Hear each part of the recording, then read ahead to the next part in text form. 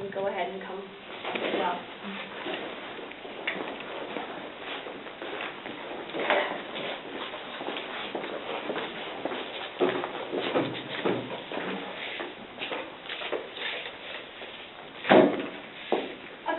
Ago, I gave a speech about evaluations, and I talked about some of the things that have helped me to become a better evaluator. And I also talked about some strategies that I like to use when I'm preparing my comments before I come up to the front to deliver an evaluation.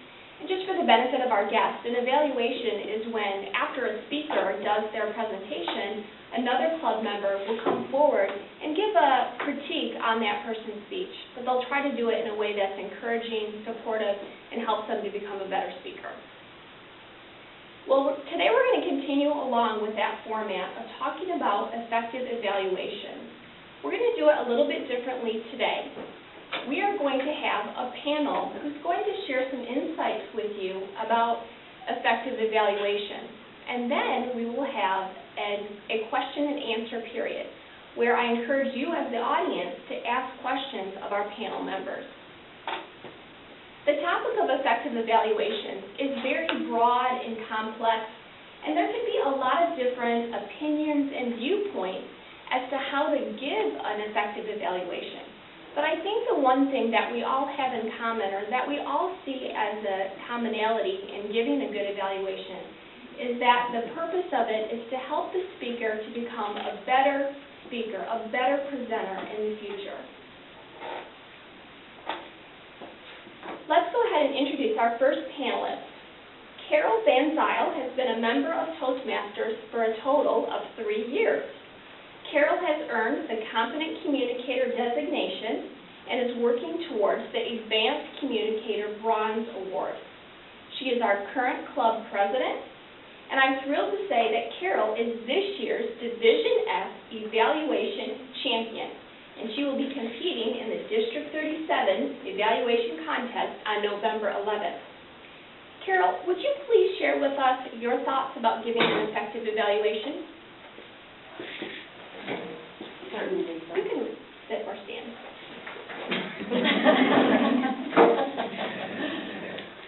The thing I've got to say that I learned the most about doing an effective evaluation is I've got to take you back to when I was in the Midwest. In the club I belonged to there was more people that had a type A personality. So instead of really using the sandwich method where, we point out something good and then an area of improvement and then, finish it off by something good, it was basically more of an attack approach. And it was basically, here's all the things you need to improve, and by the way, you had pretty good eye contact. Here's some more stuff you need to work on. So when I came here, it was a totally different premise on how you give an evaluation. And I think Max said it best, and when he was the president, he would always say, this is the place where you come and you make your mistakes and you learn, so when you go out into the world, you're a little bit better prepared. So with that thought in mind, in my mind, the thing that I like to bring to the table when I'm giving an evaluation is, and this is something I stole from Brian Ferguson, you're going to recognize this, is make a point and then teach a lesson. For example, let's say that Gwen had given a speech on, she was in New York City, and she was talking about being in Times Square, and then she went to the Macy's department store. Well, if she stood in the narrator position the entire time, that wouldn't be nearly as effective as if she stood in the narrator position, and then she's over in Times Square, she talks about Times Square, and then she walks in her stiletto heels over to Macy's to buy that new pair of shoes. So you talked about Gwen, a little bit about her speech, but then you talked about the narrator position and what could have made that speech more effective, and that would be the lesson for the entire group. So for me, that's one of the things when I'm given an evaluation or when I'm receiving an evaluation, I like to give the lesson. Our next panelist is Parks Williams. He has been a member of Toastmasters for 12 years. Parks has earned the Distinguished Toastmaster Award which is the highest and most honored achievement that one can accomplish in Toastmasters. Parks is our current Sergeant at Arms. He is also no stranger to contest, as he won this year's club evaluation contest. Parks, will you share with us your insights about today's topic? The thing that I look at in evaluation goes along with real estate, sort of. In real estate, you say location, location, location. That sells your property. In Toastmasters, it's presentation, presentation, presentation. Basically, you need to memorize, in essence, your beginning and your end. Your middle, the body of a speech, you can look at notes. But you don't need to look at notes when you're beginning your speech or when you're ending your speech. It's important that you have that memorized so that you can get that across confidently. Part of getting something across confidently, particularly for me, it's just for me, is your appearance. Are you dressed appropriately? Are you confident in what you're saying? And even when I say dressed appropriately, a yellow or red tie are the ties of power. So when you wear those ties, put a coat on, gentlemen, you're going to come across more confidently. Mike has a yellow tie. I wore a yellow and blue tie, but those types of things. And then one thing that Veronica said to me in the speech contest here, you even polished your shoes. I didn't tell her I just bought them, but you even polished your shoes, you know. That's something my mother and my father always said, is make sure your shoes look good. I don't know that I would necessarily point those things out in an evaluation, but the confidence that you come across in making an evaluation will show in the way you present yourself. Thank you. Our final panelist is Angel Guerrero. Angel has been a member of Triad Toastmasters for 2 years. He has earned the Advanced Communicator Bronze and Advanced Leader Bronze awards. Angel is our immediate past club president and our current area governor. He is the 2009 District 37 Evaluation Champion, which is the most prestigious level you can reach in evaluation contest. Angel, what are your thoughts about effective evaluation? There's several points that I wanted to bring up. One is a piece of advice that I got from my mentor very quickly, which led me to understand evaluations much more openly in my mind than ever before. And that was, say you have an amazing speaker that gets up in front of the room, and you're like amazed by the speech. You're saying, wow, how am I supposed to evaluate that? The piece of advice was evaluate as a member of the audience. That puts me at ease, because I'm no longer a Toastmaster. Now I'm just an audience member. So I can give my own personal feedback to what I liked about the presentation and the things that I felt truly could have been improved upon, or I would have done maybe a little differently. So by evaluating as a member of the audience, it really takes the pressure off you suddenly. You don't feel like a Toastmaster, quote unquote. You feel more at ease as an audience member, which we can all be. At every point in time, we are always an audience member. Another point that I really enjoyed the most was to understand, as an evaluator, it's always a mini speech. You have a beginning, middle, and end. And so your goal is to help that individual to become the best they can be. So your goal is, you have that written book that we all have that evaluates the project. If you read it carefully, in all of the planning, it says, in addition to the written evaluation, you will give an oral presentation. Therefore, as an evaluator, you're giving a speech. You're giving a 2 to 3 minute presentation. You have a beginning where you start out in your own witty way, or just something that you caught from the presentation itself. Your goal is to encourage the member, make them feel really good that they were up there and they enjoyed themselves and you enjoyed them as an evaluator. And if you didn't enjoy them, be compassionate. Because a lot of times you can't sugarcoat this. If the speech was really bad and unprepared, you just got to be ready to find that they were up there anyway. They just surpassed the top 1% of the world who mostly fear public speaking. So therefore, it's very important to make sure that you are also presenting in a way that it is a speech. So at the end, when you conclude, it's time to pick them back up, to encourage them, to make them feel good, to say, you're here, you're in the top 1% of speakers around the world, and you're only going to get better from here on. So let's pretend this was the bottom. It can only go up from there. That's how I would put it. Thank you, Angel. Now we're going to have a question and answer period. And Stephanie, are you timing I am. at all? Okay. So you've got the timing there. So feel free to ask our panelists any question that you may have about evaluations, performing them, delivering them. And I encourage you as the audience to direct your questions to a specific panel member. That way there's no confusion. Just a reminder, we have Carol next to me, we have Parks in the middle, and then we have Angel on the end.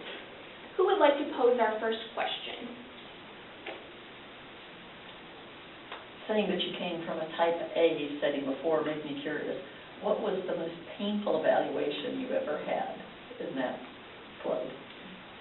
I've got to say, I really didn't receive too many painful evaluations because I made sure I was uber prepared because I knew how they would be. Maybe what was the worst you saw? Oh, the worst I saw, I saw several where they were so critical of the Toastmaster that we never saw them again. I saw ones where, you know, not everybody can come up here even after 8 or 9 or 10 speeches and they're comfortable. I mean, some people just never get that real comfort level. And this lady had probably given 7 or 8 speeches, and the Toastmaster really kind of ripped her to shreds. She stood behind the podium, she used notes, and, you know, held on a couple of times. And this gentleman basically took the CC manual up there and said, okay, from, you know, the second speech you should have learned this, and instead you did that. And from vocal variety, you had these opportunities, and you were monotone. And basically just went through lesson by lesson by lesson, and we were, as the group were going, oh my gosh, are you kidding? We never saw that lady. So many of us like reached out to her to try to get her to come back, but you know, she was done. That was it. So yeah, that was probably the worst that I've seen. So that's why I love this environment and this club. I mean, everybody is just so supportive. I mean, we all bomb occasionally, but I mean, nobody makes you feel like you can't walk back in the door again. Thank you for your question, Diane. Yes. Perhaps to Angel, since you brought up the questions that we have in the manual for the evaluator, and there are usually quite a number of them, 7, 8, 9, 10, and you're right, it's a speech. How have you found it good to wrap those questions into a speech so it doesn't come across as, well, on this one they go up, on this one they go, so that it really is a presentation? There's 2 ways to answer that. The first one is on the speaker's end. The speaker should definitely always communicate prior to the day of the speech to the evaluator that they have assigned to them. That way they can already premise to the evaluator that I'm working on these areas. I really need to, this is, let's say, a project, get to the point. I'm really working on getting to my point quickly, and I'm also working on my gestures a little bit. Can you watch out for that? So it's a club level speech, so you want to communicate back to that speaker, and the evaluator should do both. So that way it's a union. There's great partnership. The second thing is, of course, you know what to prepare for. So let's say you just got the book landed on you that day, and you're looking through all the questions. The goal is to find, at least in that 2 to 3 minute time period, 2 to 3 points that you felt were really outstanding, that met the project goal, and then 2 to 3 points that you felt they could improve upon based on that project.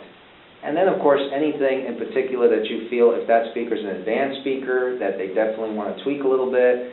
One of my favorites that I still remember to this day, Mac, was the first one that came up to me, and he said, your cell phone is always on your person. It looks bulky. It's distracting me on my jacket. I never would have thought anyone to give me some feedback like that, but since that day, I've made sure to remove all articles of clothing that are extra. So, you see, you can have really personal evaluations, not just, quote, Toastmaster stuff, but you can get into the real professionalism information for those higher level speakers, and that's valuable. You can't get that anywhere else. So one of the things I got out of that was, don't try to cover all of those 7, 8, 9 questions. Pick out the ones that are maybe the most important to the speaker based on previous conversations or what you felt were key things. Most definitely. Yeah, it's 2 to 3 minutes, so you don't want to ramble on. You want to get to the focus, but if you can get that meeting ahead of time with that speaker as an evaluator, you'll be much more effective. Other questions? I have a question for Parks. Parks, for the benefit of our guests and our newer Toastmasters, how many speeches should a Toastmaster have under their belt before giving an evaluation, typically? I would say 4 or 5. In participating in a contest, particularly the international contest, you need at least 6 speeches under your belt. If you come to 4 or 5 meetings and participate in the meeting, one of the roles, you can watch what other people say and do and learn from them. Talk to your mentor if you're a new Toastmaster about the challenges of being a Toastmaster or an evaluator. But you can jump in almost immediately. I would give it a few weeks. Do the listener part, the grammarian part, the timer part. Do those types of things that get you up in front of people on a weekly basis, and then jump in to be an evaluator or a Toastmaster or whatever. But I would say at least 4 or 5, and learn from the group.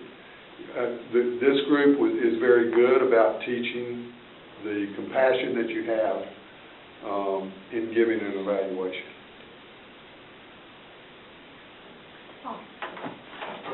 Parks, in my Toastmasters experience, I've found a few times where a speaker has given a speech that seemed to have nothing to do with the assignment that he or she said that they were doing that day. Now, I would say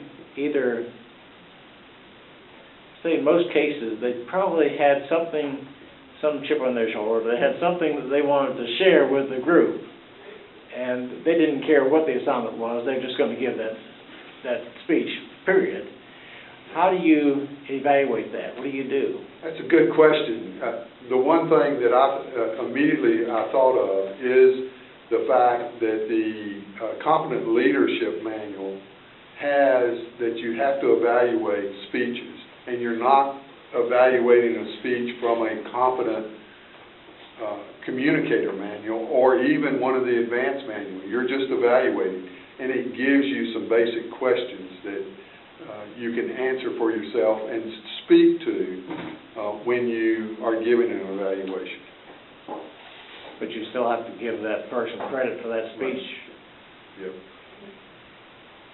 I have a question to Angel about, you mentioned giving an evaluation to a real seasoned speaker that you're in awe of, and then you said, well, just be part of the audience and give the evaluation that way.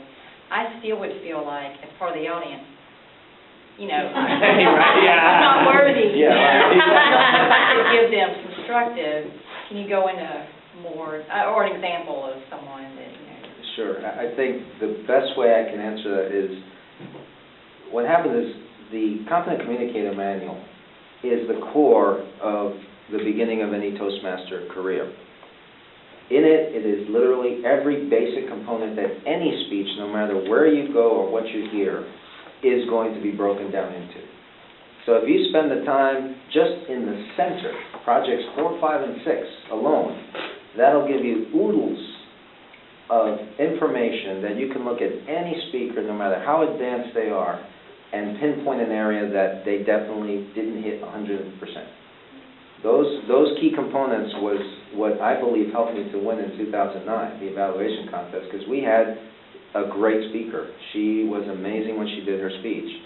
And 7 of us had to evaluate that speech, and it was not simple to find those little bitty areas. But because of projects 4, 5, and 6, those definitely helped me. That was on gestures, that was on body language, that was on eye contact, the key components that all of us, no matter how great you are, will immediately miss sometimes because you're in the speech. But also remember, when you're in awe of that content, that's called the content monster. It's a dead zone for evaluators. You have to avoid the content monster. Even though you're maybe enthralled by the information, perhaps it's something that you definitely wanted to learn all your life, and now you got it finally in front of you for free. But you got to watch that. So at that point, if you feel you're being sucked into the information, just remember, you're there to help that individual get better, to become the best speaker they possibly can for their next speeches to come. So look at it that way, that you're not there to enjoy so much the content, you're there to really look for those key components that they need within that content. Other questions? I'll pose one. Carol, what kind of approach do you use when you're preparing to get up here and give your evaluation? I actually divide my sheet up into categories. So I've got what I liked, what I felt, areas of improvement. So when the speaker's talking, I can just write like a couple of key notes to myself, and then when it's my turn to come up, I don't actually have the speech in my head, because in a contest, you only have 5 minutes to prepare. So basically what I try to do is memorize, 3 good things. I try to memorize what I'm going to talk about as far as an improvement point, and then 2 or 3 things I want to talk about at the end. And I always try to open up with something humorous and hope from there that it all goes well. And so far it has. Stephanie, could you give me a time check? 22:14. Okay, thank you. Does anyone have one final question that's just burning within them to ask? Okay, well, let me just summarize briefly some of the comments that have been made today. We heard that we definitely need to be encouraging and supportive of our speaker. We want to make sure we teach a lesson when we're giving our evaluation. We look for a speaker to be engaging with their audience. The speaker should have an appearance that is professional in order to exude confidence, whether they feel it on the inside, but at least that will reflect that on the outside. We want to evaluate as a member of the audience, and that'll help take the pressure off of us. We certainly want to be honest as an evaluator and not sugarcoat, but still be encouraging. If we are evaluating a speaker that's very advanced, remember the things and the objectives from projects 4, 5, and 6, body language, vocal variety, to help you assess that advanced speaker. And lastly, be aware of the content monster when you're listening to the speech and presenting your speech. I'd like to thank our audience for their participation in our question and answer period, as well as for your attentiveness. I'd also like to thank our panel for the insights and experience that they've shared. Let's go ahead and give our panel a round of applause.